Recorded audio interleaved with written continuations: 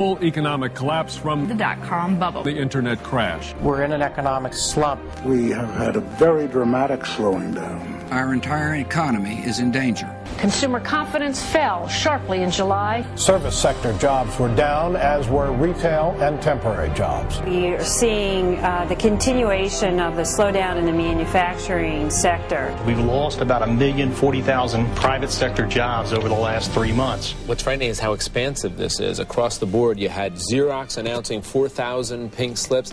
Disney, which is our parent company, closed Go.com, eliminating 400 jobs. The American worker is now very much in the grips of a slowdown. From his or her perspective, this looks like a recession at this point. The unemployment rate jumped 0.4% last month. It was the highest single-month increase in 15 years. After the devastation in the stock market in July, consumers responded to that zero financing and they went out and bought cars. The news has been gloomy the last few months, but reading the tea leaves, I don't think this is going to be quite as bad a recession as it may feel in the gut. I think there's a turnaround coming in the next couple of months, and it's not going to be a miserable doom and gloom time for the next year. One bright spot, construction firms added 12,000 jobs in March. Consumer confidence has bounced back from springtime lows. Consumers are upbeat about the rest of the year. The housing market for new and existing homes also remains very strong, and sales of cars and light trucks are at near record levels. There were strong signs of a manufacturing rebound this week. Home sales remain brisk, and the closely watched Consumer Confidence Index had its biggest point gain in December since February 1998.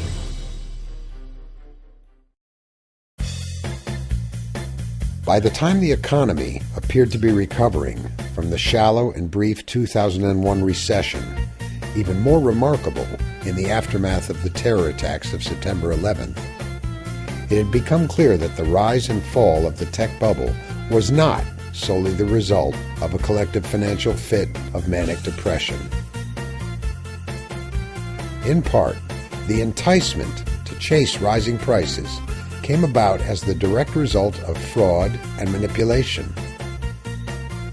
Banking and corporate executives placed the pursuit of their own self-interest above the interests of shareholders. The renowned value investor, Warren Buffett, criticized for not joining in the dot-com hijinks because he found no value in the stocks, spoke plainly in 2001 about how the system had been gamed. The fact is that a bubble market has allowed the creation of bubble companies, entities designed more with an eye to making money off investors rather than for them. About the role of Wall Street bankers, he said, "By shamelessly merchandising birdless bushes, promoters have in recent years moved billions of dollars from the pockets of the public to their own purses and to those of their friends and associates." Get government off our back. Evil government off our back. Big bad government off our back.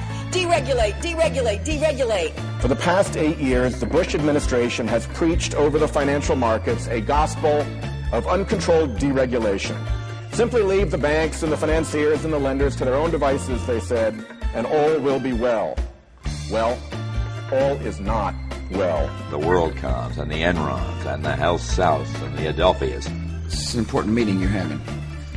For all over the past year, high-profile acts of deception in corporate America have shaken people's trust in corporations, the markets, and in the economy. A few dishonest individuals have hurt the reputations of many good and honest companies. Prosecutors say these two former Bear Stearns executives told investors their billion-dollar hedge funds were doing well, encouraging others to put their money in the portfolios, saying they would be profitable long-term investments. But meanwhile, the government alleges Ralph Cioffi and Matthew Tanine knew the funds were failing.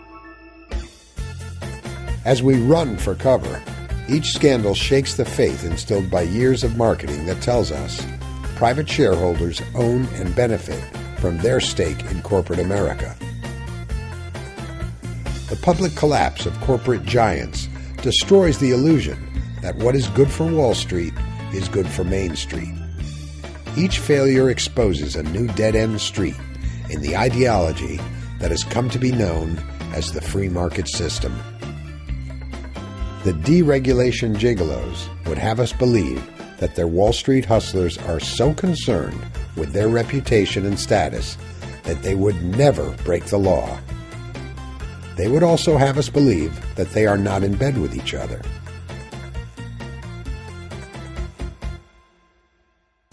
A flood tide of filth is engulfing our country in the form of newsstand obscenity and is threatening to pervert an entire generation of our American children. This is not about mismanagement of a hedge fund investment strategy. It is not about reckless subprime lending practices. It is about premeditated lies to investors and lenders. It's about the defendants prostituting their client trust in order to salvage their personal wealth. I firmly believe I'm innocent of charges against me. These corporate executives, with the power and motivation to seduce investors, are positioned to hire the most aggressive auditors, willing and able to provide them with a clean bill of health, as exemplified by Enron and its accounting firm, Arthur Andersen. I must respectfully decline to answer, on Fifth Amendment grounds, all the questions of this committee and subcommittee. Will you invoke your Fifth Amendment rights in response to all questions here today? Yes, I will. I respectfully decline to answer the question based on the protection afforded me under the Constitution of the United States. Free market principles offer the surest path to lasting prosperity. At this moment, America's greatest economic need is higher ethical standards, standards enforced by strict laws. Millions of families were locked into ballooning and unaffordable adjustable rate loans as this administration stood by denying there was a crisis. The Bush administration seemed compelled to counter the appearance that regulators were asleep at the switch, or even worse, looked the other way as Americans' life savings, put to work in the market, disappeared. 2 of 3 former Enron Corporation traders accused of driving up energy prices during California's power crisis were each sentenced Wednesday to 2 years of probation. Sentenced Wednesday to 2 years of probation. In the unregulated free market, fraud is supposed to be the exception rather than the rule. We've got to keep this economy growing through pro-growth economic policies.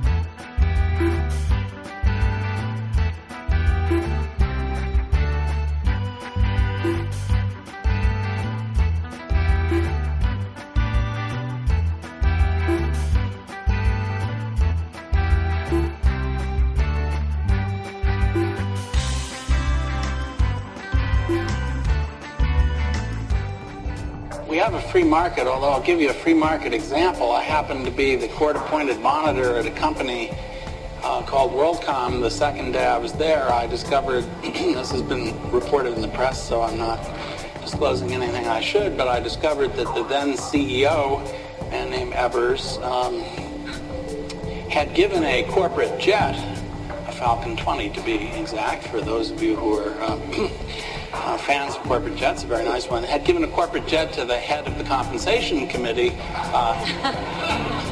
who in the ensuing year approved payments to the CEO of about $418 million. That little transaction was not disclosed.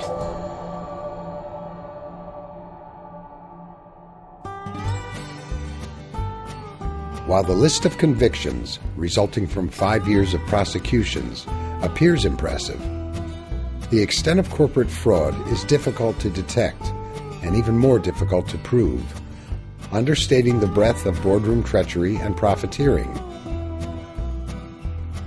The media event surrounding the Justice Department role in making such prosecutions a priority was much like a hollow shell company that has the appearance of having actual substance, but beneath the surface there is nothing to it. The task force had no budget or prosecutorial staff of its own. The actual work fell to understaffed and underfunded local U.S. attorneys' offices. Overwhelmed by the unprecedented scope of the scandals, the ingenuity of the white-collar criminals behind them, and the resources commanded by their corporate adversaries. After the 2004 election, May God bless America. Corporate prosecutions began to drop sharply. With a resurgent stock market and rising investor confidence, by 2007, white-collar indictments were down more than 75% from 2004 levels.